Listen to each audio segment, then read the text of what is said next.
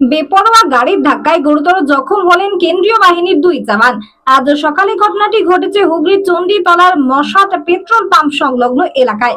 স্থানীয় সূত্রে জানা গেছে, এই দুই জওয়ান রাস্তার ধার দিয়ে হেঁটে আসছিলেন। ঠিক তখনই একটি 4 চাকা গাড়ি বেপরোয়া গতিতে এসে সজোরে তাদেরকে ধাক্কা মেরেছিল।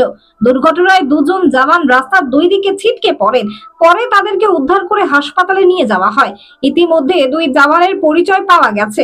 একজনের নাম কেশরীনাথ বর্মন, বাড়ি কোচবিহারের শীতলকুচি এলাকায়। অপর জওয়ানের নাম সঞ্জয়। উভয়ের তারা নির্বাচনে ডিউটি করতে এসেছিলেন।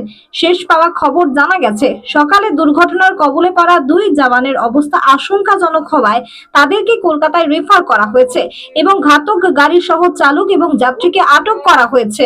বসেছিলাম, আমাদের কাজকর্ম মিটে গেছে, চুপচাপ বসে একটু কথা বলছি। হঠাৎ দেখি ধরাম করে একটা আওয়াজ হলো।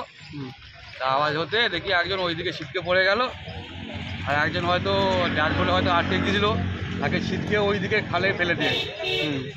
পরে শুনলুম সেটা নাকি সিআরপিএফ জওয়ান আমাদের মশারি হাই স্কুলে আছে।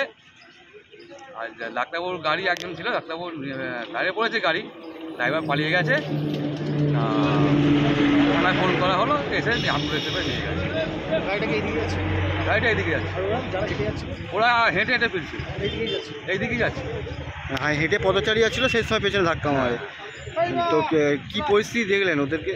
খুবই খারাপ অবস্থা, দুজনেরই মাথা ফেটে গেছে, আর দুজনের কোনো সেন্স নেই।